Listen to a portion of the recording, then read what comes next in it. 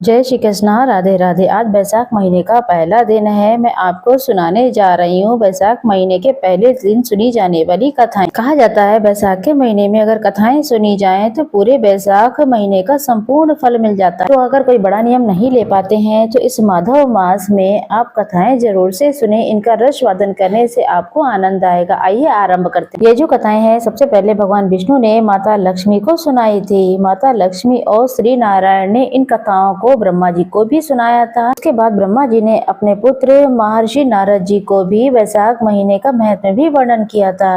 प्रथम दिन के वर्णन में लिखा गया है, भगवान नारायण नर श्रेष्ठ देवी सरस्वती और महर्षि वेद व्यास जी को नमस्कार करके भगवान की विजय कथा से परिपूर्ण इतिहास पुराण का पाठ करना चाहिए। दूत जी कहते हैं, राजा अम्बरीश ने परमष्टि ब्रह्मा के पुत्र देवर्षि नारद को पुण्यमयी बैसाख महीने के महत्व को इस प्रकार पूछा और कहा कि ब्राह्मण, मैंने आपसे सभी महीनों का महत्व सुना।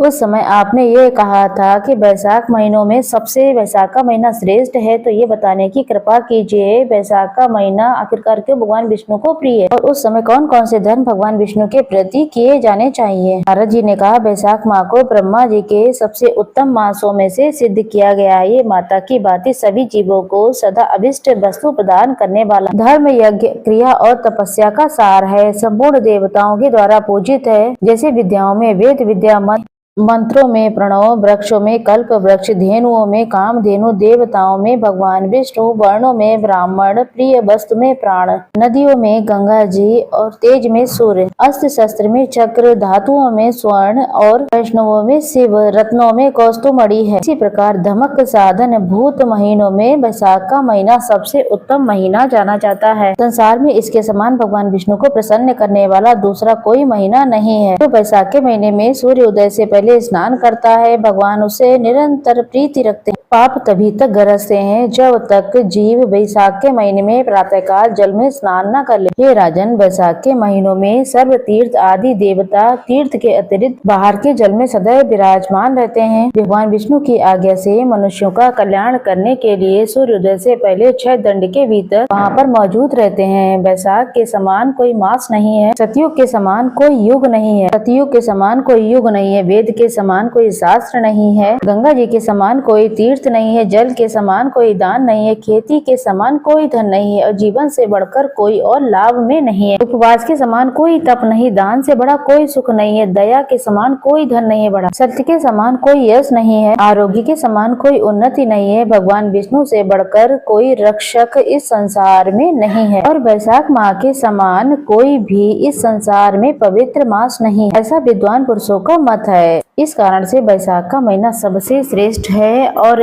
आपको बता दें ये भगवान विष्णु को सदा ही प्रिय है। सभी दानों में जो पुण्य दान है, वो सब तीर्थों में जो श्रेष्ठ फल है, उसी को बैसाख माह में मनुष्य केवल जल दान करके प्राप्त कर लेता है। जो जल दान में असमर्थ है, ऐसे ईश्वर की अभिलाषा रखने वाले पुरुषों को उचित है कि वो दूसरों को प्रबोध करे, दूसरों को जल दान का महत्व समझाए। दान सबसे हितकर और बढ़कर है। जो मनुष्य बैसाख में सड़क पर यात्रियों के लिए प्याऊ लगवाता है वह विष्णु लोक में प्रतिष्ठित होता है। हे नृपश्रेष्ठ, कृपा दान पोसला या फिर प्याऊ जो है देवताओं, पितरों और ऋषियों को अत्यंत प्रीति देने वाले। रास्ते में प्याऊ लगवाकर थके मादे यात्रियों को जो संतुष्ट करता है वह शिव आदि देवी देवताओं को पूर्ण संतुष्ट कर लेता है। ऐसा आप मन में जान ले। बैसाख माह में जल की इच्छा रखने वाले को छाया जल और चाह रखने वाले को छाता, पंखे की इच्छा रखने वाले को पंखा दान में देना चाहिए। तो हे राजन, जो प्यास से पीड़ित महात्मा पुरुष के लिए शीतल जल प्रदान करता है वह उतने ही मात्र से 10,000 राजसी यज्ञों का फल तुरंत प्राप्त कर लेता है। धूप और परिश्रम से पीड़ित ब्राह्मण को जो पंखा डुलाकर हवा करता है इतने ही काम से मात्र निष्पाप हो जाता है। जो मार्ग में थके हुए श्रेष्ठ द्विज को वस्त्र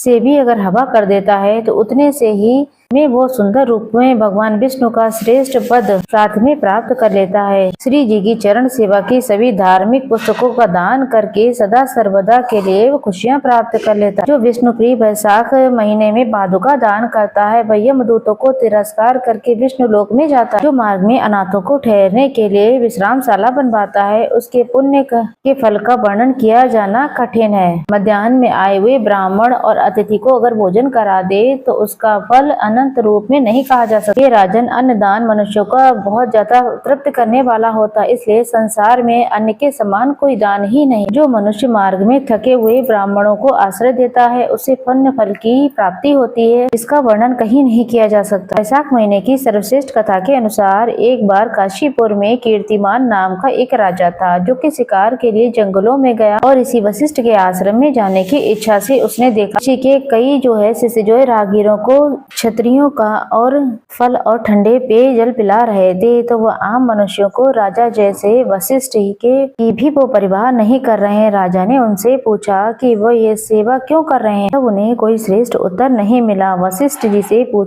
मिलने पर राजा ने शिष्यों के कार्यों के बारे में पूछा, तो ऋषि ने उन्हें वैशाख महीने का महत्व समझाया। इसके फलस्वरूप राजा ने आदेश दिया ऋषि के अच्छे उदाहरणों का अनुसरण करके पूरे राज्य के कोने कोने में सर्वश्रेष्ठ कार्य किए जाएं। उन्होंने विश्राम गृहों का निर्माण, वृक्षारोपण, ठंडे पाजन की व्यवस्था अर्थात असंख्य सुविधाओं का सृजन करके अपनी प्रजा विशेषकर ब्राह्मणों के लिए कई जीवन बचाने के कार्य। साथ ही राजा ने बैसाख माह में धर्म के प्रचार प्रसार और क्या करें और क्या ना करें इसके प्रति जागरूकता फैलाने के लिए राज्यव्यापी अभियान चलाया। साथ ही सुबह जल्दी उठकर स्नान, दान, पूजा अर्चना आदि को सख्ती से लागू करवाया, धर्म के समान उत्थान का कार्य किया। इसके परिणाम स्वरूप बैसाख महीने में राज्य में उनके मृत्यु दर बहुत कम रही और भगवान यमराज ने ब्रह्मा से प्रार्थना की, कीर्तिमान राज्य में जन्म और मृत्यु का वृत्तांत अत्यंत अशांत है, स्वर्ग और नरक में कोई भेद नहीं रह गया है। यहाँ तक कि राजा के राज्य में मरने वाले कुछ लोग जो है सीधे बैकुंठ में जा रहे हैं। यमराज की शिकायत सुनकर ब्रह्मा जी यमराज के साथ क्षीर सागर के पास गए। विष्णु जी ने मुस्कुराते हुए उत्तर दिया कि वो अपने श्रीवत्स गोतुल्य और रत्न बैजंती माला, श्वेत दीप, बैकुंठ, क्षीर सागर, शेषनाग, गरुण या फिर देवी लक्ष्मी को भी त्याग दे, तो भी अपने भक्त राजा कीर्तिमान को वो कभी नहीं छोड़ेंगे। उन्होंने आगे कहा कि वे उस राजा के गुणों को अनेक रूप में बढ़ाएंगे और उनकी आयु 1000 वर्षों तक बढ़ाएंगे। उन्होंने धर्मराज जी को ये चेतावनी दी कि बैसाख महत्व में हस्तक्षेप बिल्कुल न करें। हालांकि विष्णु भगवान ने धर्मराज के लिए एक विशेष व्यवस्था की कि बैसाख महीने में भक्तों को पूर्णिमा से पहले माह के पहले पखवाड़े में अगर उनकी विशेष पूजा अर्चना करनी चाहिए। उन्हें प्रसन्न करने के लिए एक बर्तन भरा हुआ पानी, दही, अन्न, चावल, अनाज का दान करना चाहिए। विशेष पूजा के बाद ही पितरों, गुरुओं और भगवान विष्णु के नाम से पूजा करनी चाहिए और ब्राह्मणों को ठंडा जल, दही, अन्न, फल, पान के पत्ते और दक्षिणा के साथ तांबे का पात्र और महाविष्णु की मूर्ति भी भेंट करनी चाहिए। बैसाख अक्षय तृतीया का महत्व बताया गया है कि पंचक देश के राजा पुरुषाय के उदाहरण के माह के अंत तक की कहानी बताई।